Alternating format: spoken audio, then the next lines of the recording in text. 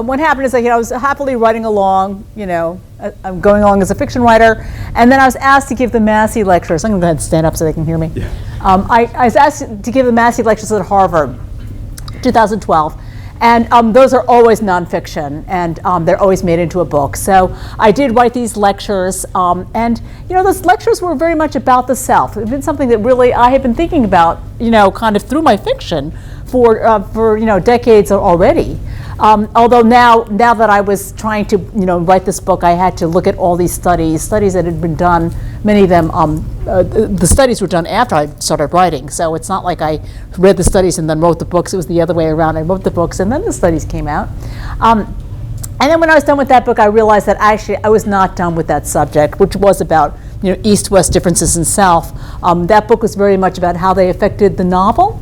But no sooner had I finished that book and I realized that actually they affect the whole world, and how, just what you're talking about, intercultural understanding, our ability to navigate the world, and also these days our ability to navigate a classroom or our company meeting. The world has become much smaller. So I went ahead and I wrote this other book.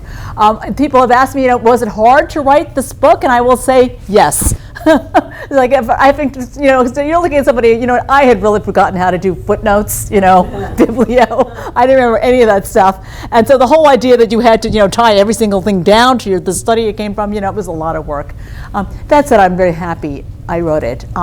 So it is, when I sort of talk about kind of two different models of self, they are models just like, so, do people have one or the other? Well, just like you can say that you're left-handed or you're right-handed, but actually you can use both hands. Similarly, you can have, you can talk about what it means to have one self or the other self, but most people actually have both selves. And most people actually, the same way you can be right-handed, you can still use your left hand. You actually could use this other self if you wanted to, right? That said, your habit is to use one hand or the other. So that each of us tend to have a dominant self. And also in America, most of our narratives tend to favor oneself and not the other, and the reverse is true in other parts of the world.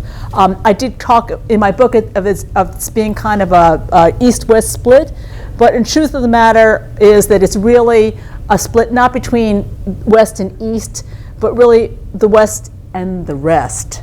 So the rest of the world, meaning not only Asia, Africa, South America, the Middle East, Central and Eastern Europe, but also many places in the United States. So I am talking about the working class, I'm talking about people who are in the military, many sports figures.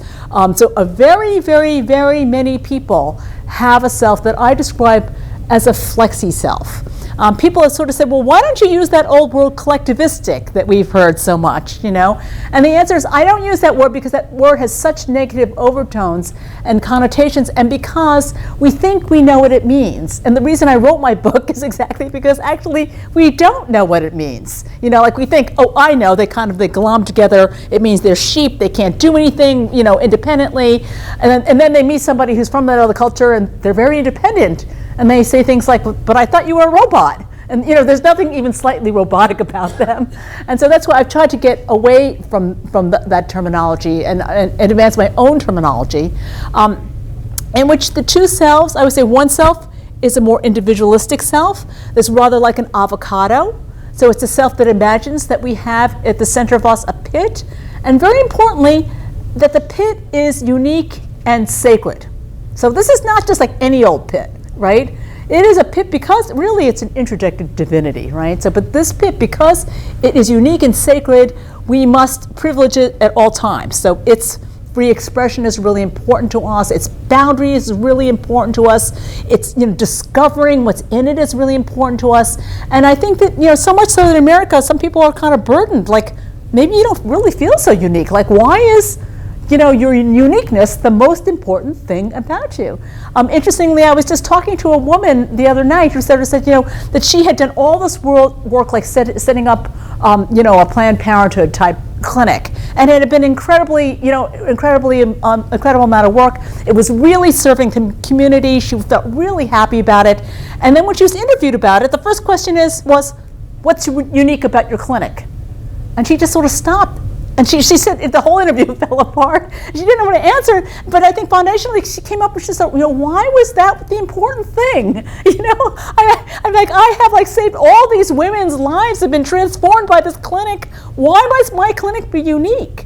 And the answer is this reporter was coming to her using that highly individualistic lens that we have in America, where that's the first and most important question.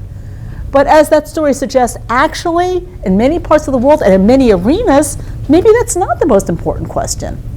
So there's another model of self where really what's important, it's a self that imagines itself as part of something larger than itself, right?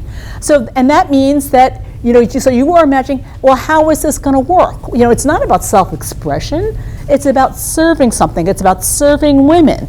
It's about serving your students in the classroom. It's about serving your fellow Marines. It's like belonging to a tradition which is larger than you. And that self is oriented very differently than the avocado pit self. I will say that many, many people, and I would put myself in this category, have both selves. They have both selves, which sometimes are in tension, although sometimes, actually, I will say the combination of selves can be enormously productive, enormously creative.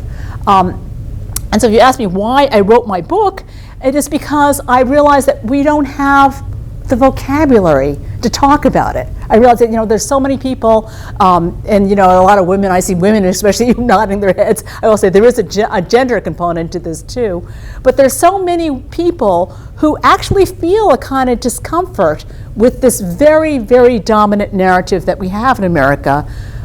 But they don't have the words. They don't have the vocabulary. They're not able to say what it is about it that makes them uncomfortable. Although we see the fallout all the time. For instance, we see many college campuses where where working class people will come to the campus and they got into the school, but they feel immediately quite alienated. And they're not with this program of what it's all about yourself. We're trying to find out what's in yourself. We're trying to bring that forward. They actually feel quite uncomfortable with that, and then sort of fail to thrive. And that's only one of 100,000 examples that I could give. But in any case, in an effort to kind of liberate people, or give us enough perspective so that we know how to talk about it. That's why I wrote my book. As to whether I'm going to be doing nonfiction forever, that's a whole nother question.